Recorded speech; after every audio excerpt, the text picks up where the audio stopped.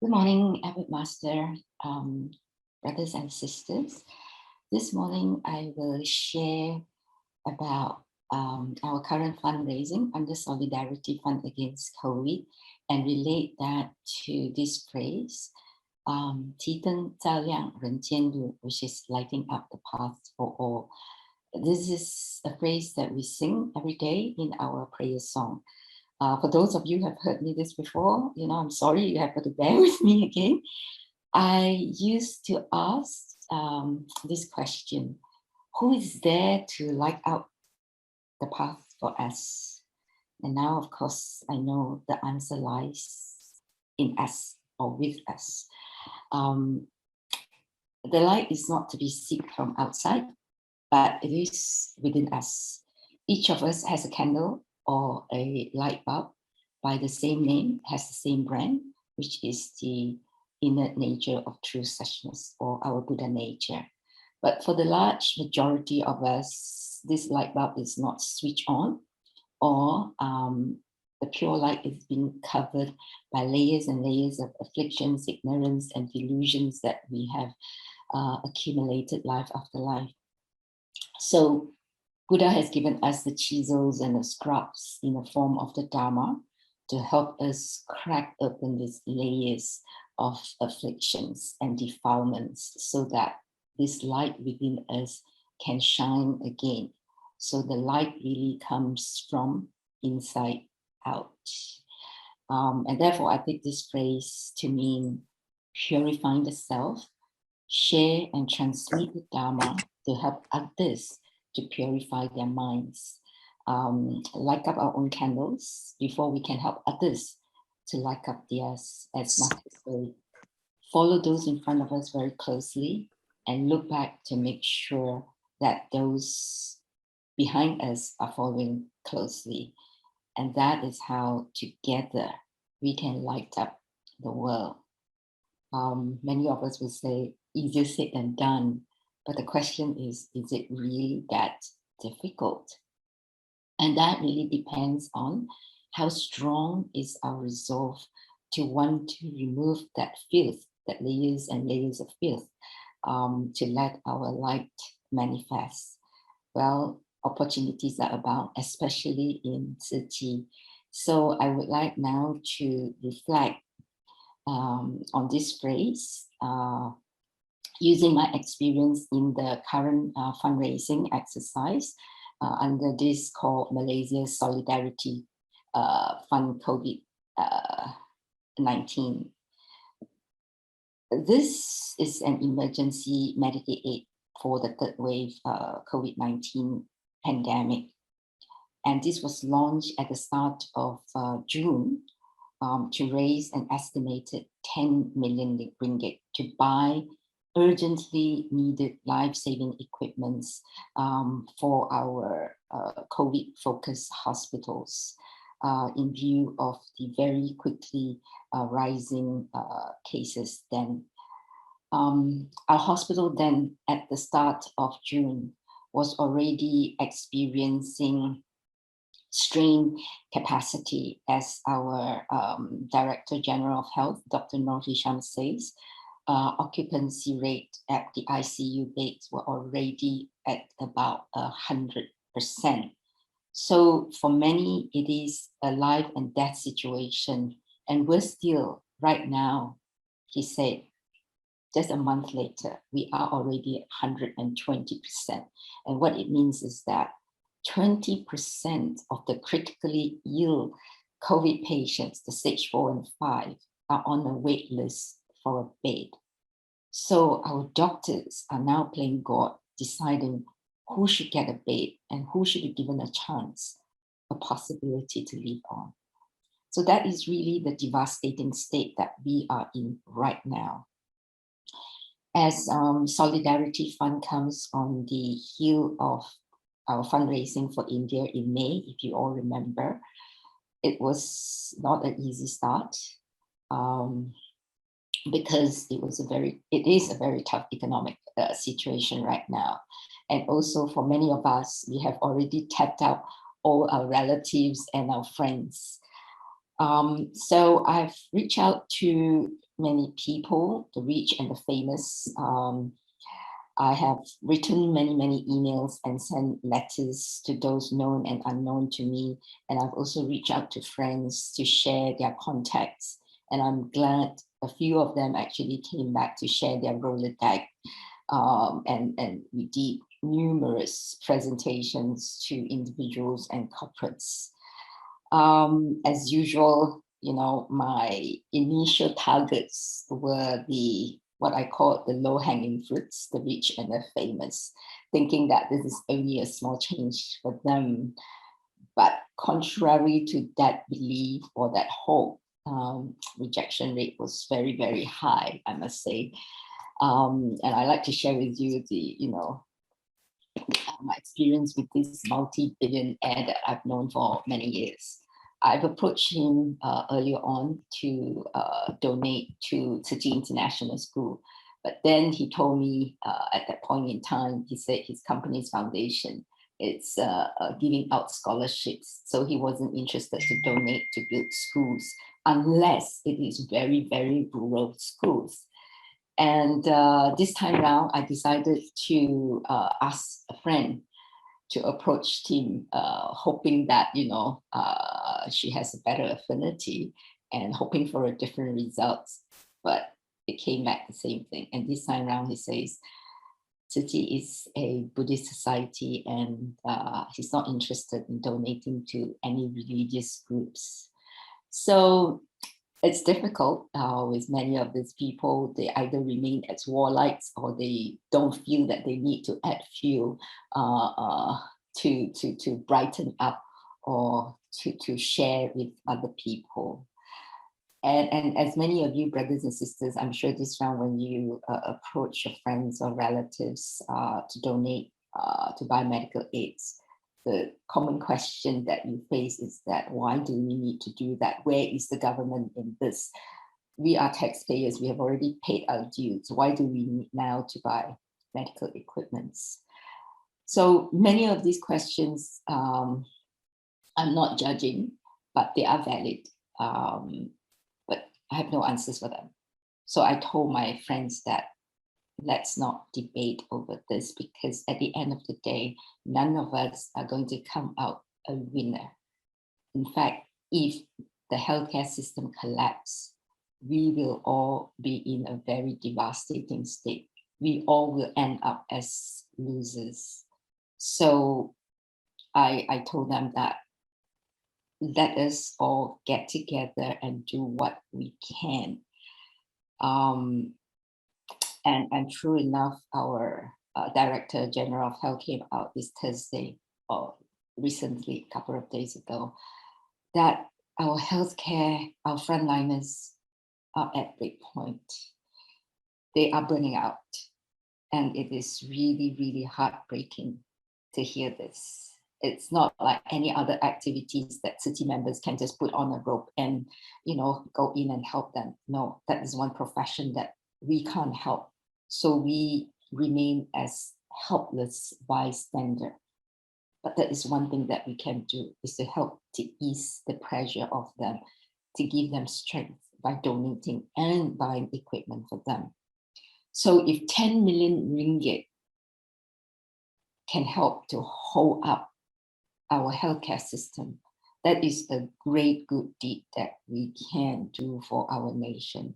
10 million, it's a lot of money for any one of us, but it is not inconceivable if we can all chip in a little, whatever amount that we could help. So some were convinced, but some were not. But still, they donated because I asked. And what I've learned is that we must not be deterred by rejections, especially this time around. And my observation and experience is that more often than not, the rejection actually starts with us, just like our own afflictions.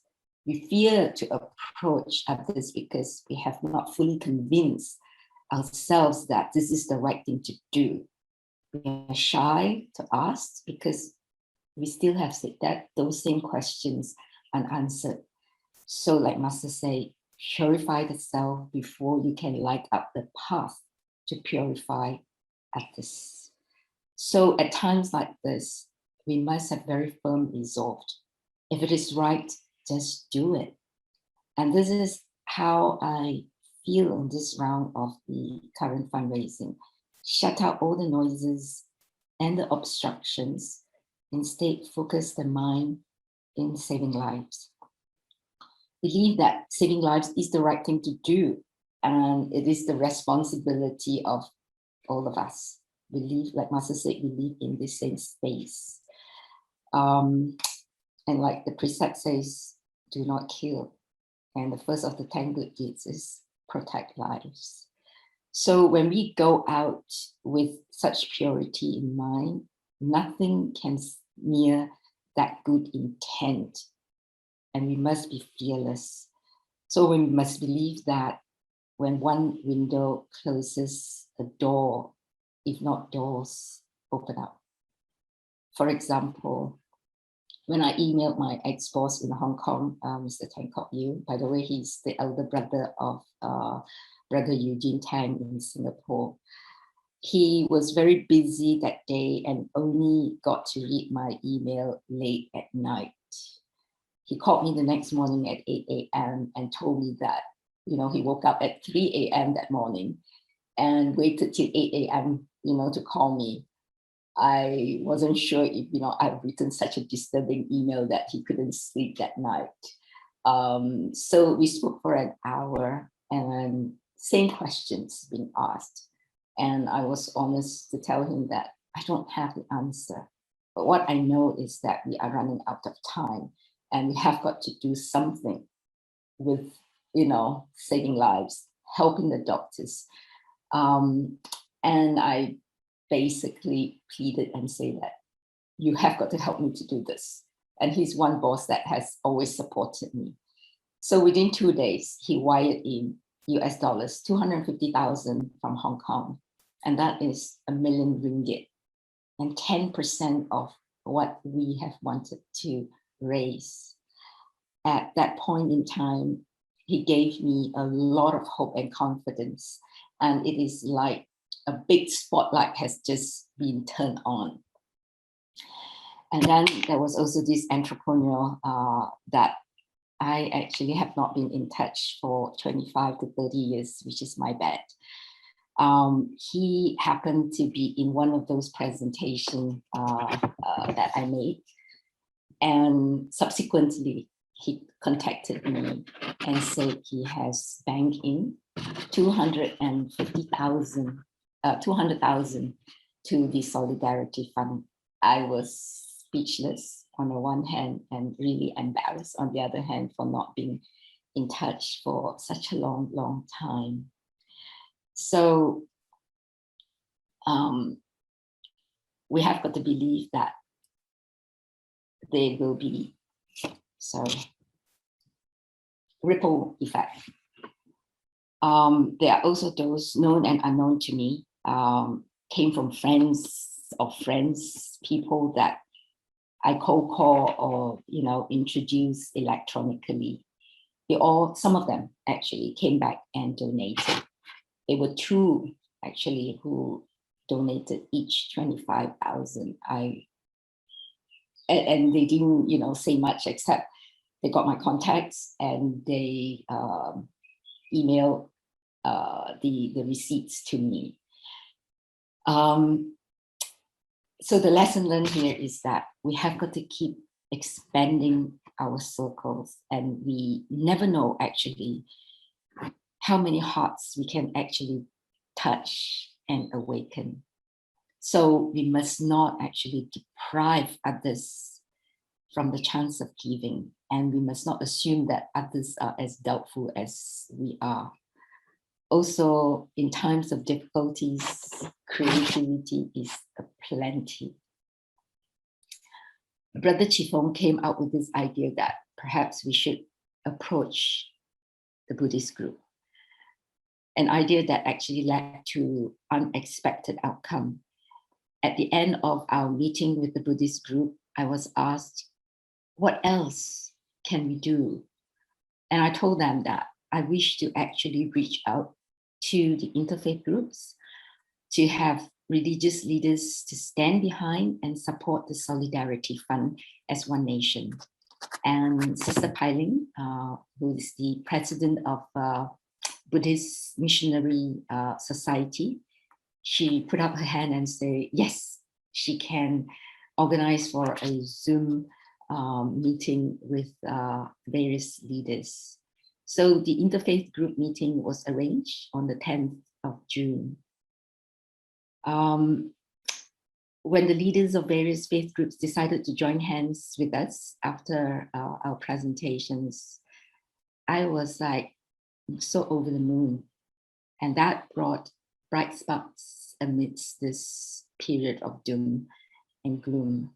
So here I would like to share with you a 6-minute video, which will give you a gist of our presentation to them, what this Solidarity Fund is about, and also the reactions from the various leaders.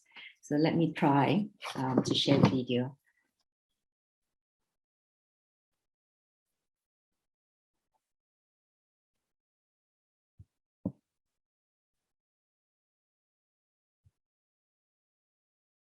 We are trying to do is to get people to pull all our resources together. Tzu Chi has the resources and the experience to actually pull all the data together from various hospitals and assess their needs so that we will know exactly what is needed and where. We can therefore be very effective and efficient in responding to their needs without having, any duplication in supplies by multiple donors. In this way, we are also freeing the hospital staff from fundraising, from calling and dealing with multiple donors, as well as supplier of equipment.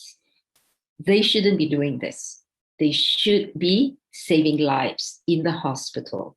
So we are very happy to take over that part of the job from them.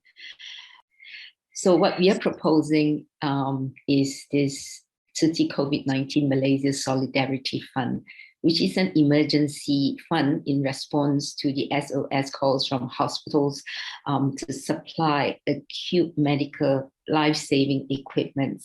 And what we really want is to form a formidable force to lead by examples, to inspire compassion, unity, and harmony. That is really demonstrating great love that is the same values across all religion or faith. So these are some examples of the key medical equipments that have been requested by all hospitals. So we are in this midst of fundraising, and what we would really like you to do is that if you can actually reach out to all your members, make them aware that there is this fund currently in running for a very short period of time because it's an emergency aid. I think this is wonderful work that Tzu Chi is doing. I wasn't aware the scale, the enormous scale that you have been doing. You have all the people on the ground. So I think half our work is done. I think in a sense you have been there. Now it's the money I think that needs to flow into this whole thing. I think you've got all your people on the ground and everything is there. I think this is where I think I will also share this with MCCBC. We've got some people there, some people here that belong to that organization. But nevertheless, I will do my best to try to fill the coffers so that we will help our fellow Malaysians. Actually, we have heard of the great job done by Tzu Chi. In even the ones I heard a few years back was during the typhoon in Philippines. and a few other places, if I'm not wrong, in Nepal and so on. So keep up the good work. Just as Archbishop Julian mentioned, that the focus now is on money, on funds, and it is an emergency fund. That is the key point here. And almost every one of you all know we used to work together many years. And I would like to highlight this moment. We have been talking, dialogue, whatever, interfaith. But this is the right time for us to be united together. We must take this good message, clear message to our own community, Buddhist message to the Buddhist community, Muslim community, Christian community, Hindu community, and try our best to convince our people to come forward to help ourselves as well as help others. So, and help our nation and citizen of Malaysia country. So after this, we must be action, not only dialogue and meeting, action like this. So we will be able to build up. We don't have to talk about politics. We don't have to talk about this and that, but we can work as one family of our Malaysia. Yeah, because time is of the essence. From last weekend presentation from Brother Seo and Sister Kaping is so critical, so urgent. So we thought, we should really put our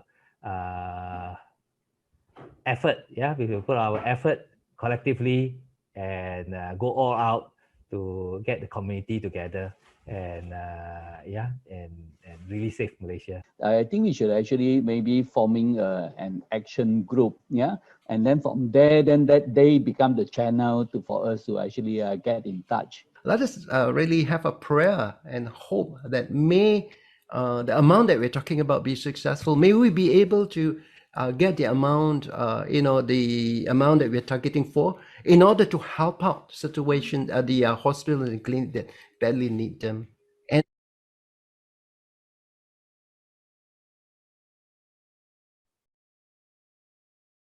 Yes, and that was the gist of the meeting. So let me now continue on with my presentation.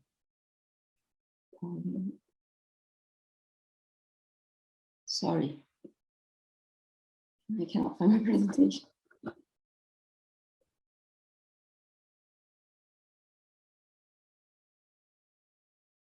Yeah, can you see the screen now? Sorry. Yes, we can see the screen. Okay, thank you. Yeah, so at the end of our presentation to the interfaith group, Secretary Victor, we asked, what are we looking for from these leaders? I don't know whether you all saw, my expressions on the screen just now. I was actually shy and actually felt a bit awkward when I said, I hope that they can reach out to their members, let them know that is this emergency fund that they can all donate to make a difference. I felt awkward because I wasn't sure if that was too much to ask of them. And I wasn't sure how they may react because that was my first time actually talking to so many leaders and elders of different faiths. So it was unprecedented for me. But the lesson learned here is that if we don't ask, we won't get. And you never know actually what the result is. And they responded positively. So again, we must not assume and be hindered by our fear. Believe that everyone has Buddha nature of kindness and compassion. So at that point, I felt regardless of how much money we could raise or would raise from this meeting, we have all actually won by just being agreeable to join hands to stand as one nation. So in other words, I felt that we have all actually scored the same winning goal. This is the list of interfaith groups who have come in to support and endorse Solidarity Fund that is spearheaded by us. After the presentation, all of us actually got into action. They actually all felt the urgency. And as you heard just now, Brother Lai suggested that we should form an action group, and actually we did form a secretariat, a small group of us. And we have been very active communicating. And Archbishop Julian Liao, he is the president of the Catholic Bishops' Conference of Malaysia. He actually presented the case to all the bishops. And he called me subsequently, and that he told me they have agreed to donate ringgit 1 million to the Solidarity Fund. I was, again, speechless to have, 20% at that point being fulfilled. And not only that, they have also reached out to their community, encouraging them to support and donate directly to Tzu Chi, as you can see in the letter here that they sent out to all their members. And they also published an article in their own newsletter. Like here, you can see Church works with Tzu Chi to help hospital. And Archbishop Julian himself came and joined us in the distribution at Sungai Buloh Hospital. And a friend received a message from her friend telling her that after receiving this letter and also reading this newsletter from the church, she decided to actually have her annual donation to UNICEF to put the other half with Tzu Chi. And this will be a recurring annual donation. So this is what, like what Brother Joe earlier said, that, the ripple effect, and we must believe in that. And then the Buddhist and the Muslim group also got into action. The Muslim Brothers under EXIN, which is a Allied Coordinate Council of Islamic NGOs, and Global Peace Mission Malaysia. They subsequent to our meeting, they held discussion with us, and they came out with a wakaf that is more to adapt to the needs of the Muslims. And they target to do a short period crowdfunding exercise to hope to raise 500,000. It's a bit slow on their end, but nonetheless, it is great effort because they are reaching out to a bigger group of Malaysians whom Tzu Chi traditionally did not and could not have access to. And also on the right-hand side, you can see that the Buddhist Gem Fellowship similarly have also reached out. They sent out flyers to their members to donate either directly to Tzu Chi or via their own account, and subsequently they will donate the lump sum to us. So Solidarity Fund is a success story, I must say. It shows that unison is beautiful. Unison is uplifting for the spirit. And I consider it as a real blessing to have the condition to experience such a beautiful state. Whilst money is important, as you could see here, in a short 1 month, we have raised 10 million, almost matching the amount that we have spent and committed. And that amount was raised within just a very short period of 1 month. So even while money is important, but I feel winning hearts mean so much more, especially people of different faiths, to stand behind a great cause, and in this case, saving lives. So if we have not reached out, do something that we have not done previously, we wouldn't have achieved such results. Individually, of course, we can donate, but why confine to just a self when we can actually invite so many more people to come forward to do good with us and light up a brighter path. So the result that we have achieved from that one meeting with our Buddhist brothers and sisters, and then the interfaith meeting, was far, far beyond our expectations. But the bad news is that given where we are now, with the new cases continue to escalate and with such high mortality rate, our initial target of 10 million is not enough. And that's the reason why we have decided to continue to extend the fundraising. And when we went back to the groups, a few of them, they could understand. And the question they asked is that, what else can we do? What more can we do?